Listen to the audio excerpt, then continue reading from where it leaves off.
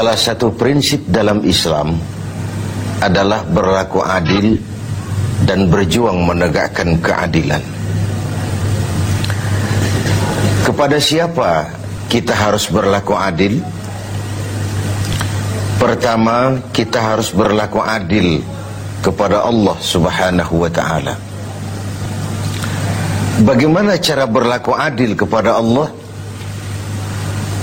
Yaitu pertama, jangan menyekutukannya dengan sesuatu pun. Dalam hidup ini ada orang yang sama sekali tidak percaya kepada Tuhan. Sebaliknya ada juga yang percaya tapi Tuhannya kelewat banyak. Yang adil dalam hal ini adalah percaya kepada Tuhan, dan Tuhan itu jangan disekutukan dengan sesuatu pun. Inilah keadilan kepada Allah Subhanahu wa ta'ala. Jangan menyekutukannya dengan sesuatu, baik berterang-terangan ataupun sembunyi-sembunyi. Karena syirik itu ada dua macamnya. Ada yang disebut syirik jali, syirik terang-terangan. Nyata-nyata menyembah batu, nyata-nyata menyembah api, nyata-nyata menyembah gunung, nyata-nyata berkeyakinan Tuhan lebih dari satu. Itu syirik yang berterang-terangan, syirik jali namanya.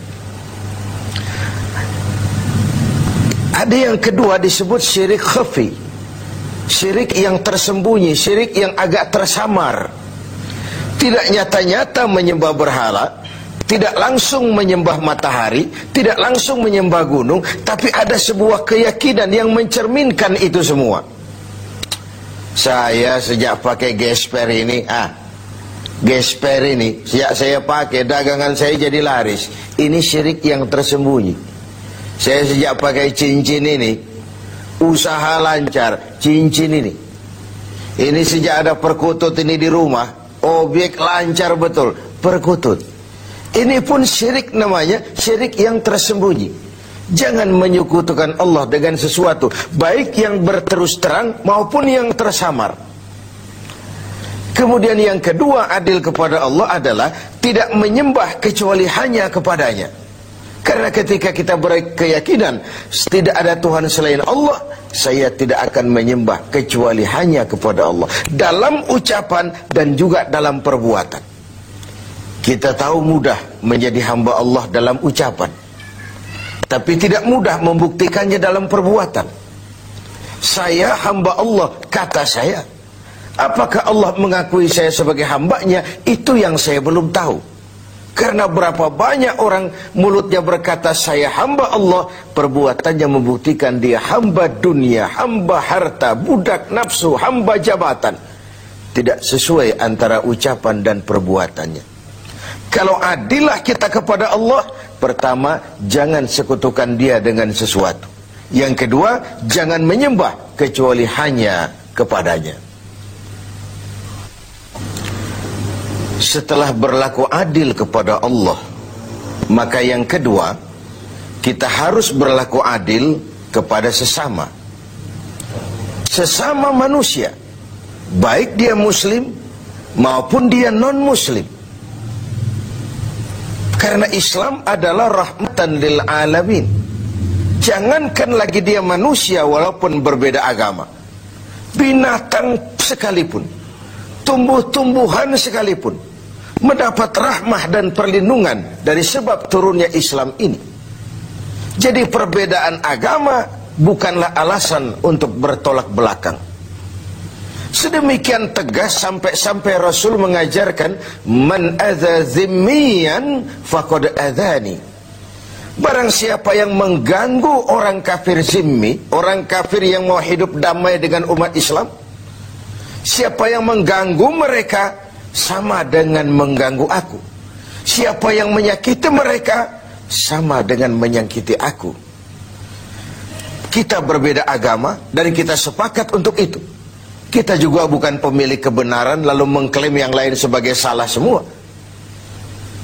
Sah saja orang berkeyakinan cuma agama yang benar, tapi tidak otomatis dengan seiring itu lalu dia menghina yang lain. Menghina itu sama dengan menghina Rasul. Oleh karenanya, kepada non-muslim kita harus berlaku adil. Kalau mendengar syariat Islam, sementara ini kan kita seperti mendengar suara petir, melihat monster. Yang terbayang itu pancung, gantung, rajam, tanpa kita melihat hukum kausalnya, sebab akibatnya. Padahal watak syariat Islam itu barangkali itulah yang kita dambakan selama ini. Kenapa? Pertama, syariat Islam itu al-musawat bainan nas fi takalifil ahkam. Semua orang sama dalam berhadapan dengan hukum. Bukankah ini masyarakat yang kita dambakan? Bukankah ini masyarakat yang mau kita bangun? Di mana tidak ada warga negara kelas 1, di mana hukum berlaku secara sama, di mana tidak ada warga negara istimewa, di mana hukum tidak berjalan seperti pisau, tajam ke bawah tapi tumpul ke atas. Syariat Islam memandang semua sama di depan hukum. Dan sejarah membuktikan itu. Bagaimana seorang Ali bin Abi Thalib ketika menjadi khalifah, berperkara dengan seorang Nasrani, dan Imam Ali kalah di pengadilan Islam. Seorang khalifah berperkara dengan seorang Nasrani dan kalah di pengadilan Islam. Itulah syariat. Seorang gubernur, Amr bin As, kalah di pengadilan berperkara dengan seorang Yahudi. Ini semua potret bahwa di depan syariat semua orang sama dalam berhadapan dengan hukum. Yang kedua, watak syariat itu at-tadrij fit tasyri'. Ada tahapan dalam melaksanakan syariah itu. Ada tahapan. Ada etapa yang harus ditempuh. Kalau tercukupi itu, terlaksanalah syariat. Mula-mula tentang minuman keras, Quran cuma memberikan warning. Minuman keras ada manfaatnya, ada bahayanya, tapi bahayanya lebih besar dari manfaatnya. Kemudian turun lagi yang kedua, la taqrabus salata wa antum sukara. Jangan dekati solat kalau kamu mabuk. Setelah kondisi sosialnya siap, masyarakat sudah tidak kaget lagi, baru turun vonis. Arak, minuman keras, judi, najis, kotor, perbuatan setan, jauhi kalau kamu mau jadi orang yang beruntung. Itu yang disebut at-tadrij. Ada tahapan. Lalu yang ketiga, taklilut takalif, adamul haraj, menyedikitkan beban. Kalau kemampuan melaksanakan suatu perintah berkurang, tekanan perintah pun menurun. Puasa yang sedang kita kerjakan ini hanya bagi yang cukup syarat. Berkurang syarat, berkurang juga tekanan perintah. Dia sudah balik, dia berakal sehat, dia mampu berpuasa.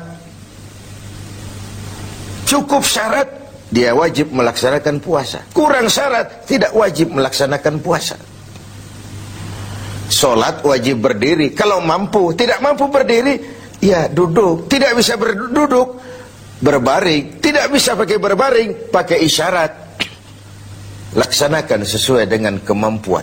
Inilah rahmatnya syariat Islam itu. Jadi saya kembali bahwa berlaku adil kepada sesama, pertama kepada muslim, yang kedua kepada non-muslim. Demikian tinggi nilai keadilan itu dijunjung sampai ayat Quran menyatakan, la yajrimannakum syana'anu qaumin alla ta'dilu.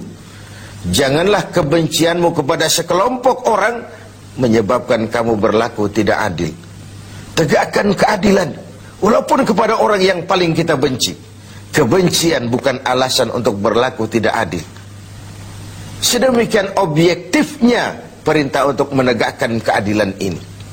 Adil kepada sesama muslim, adil juga kepada yang non-muslim. Dan yang ketiga, kita berlaku adil kepada diri sendiri. Adil kepada Allah, adil kepada sesama, dan adil kepada diri sendiri. Tubuh kita secara keseluruhan ibarat sebuah kerajaan.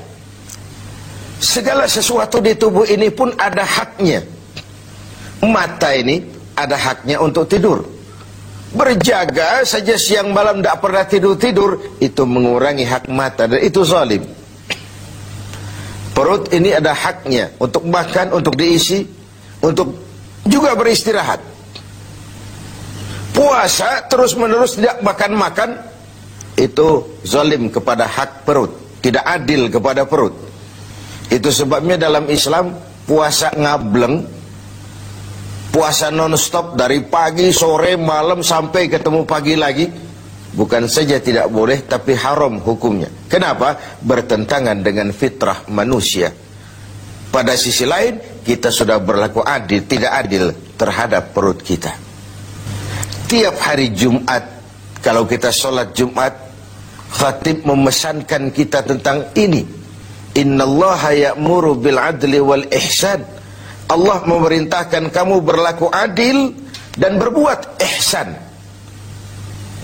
Diulang kali diingatkan kita, karena ini memang prinsip. Lewat kesempatan pada nuansa Ramadan ini, mari kita berlaku adil. Pertama sekali, adillah kepada Allah. Jangan sekutukan Dia dengan sesuatu. Lalu jangan menyembah kecuali hanya kepadanya dalam berbagai keadaan. Yang kedua, adillah kita kepada sesama manusia.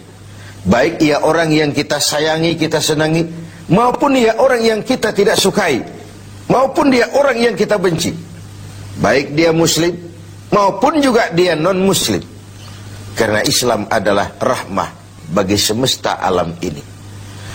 Masyarakat yang kita dambakan, masyarakat yang tegak di atas keadilan. Keadilan yang menyangkut ekonomi, keadilan di bidang pendidikan, keadilan di bidang sosial, pendeknya keadilan di berbagai aspek kehidupan ini. Lalu yang ketiga, adillah kepada diri sendiri. Semoga kita menjadi orang-orang yang dapat berlaku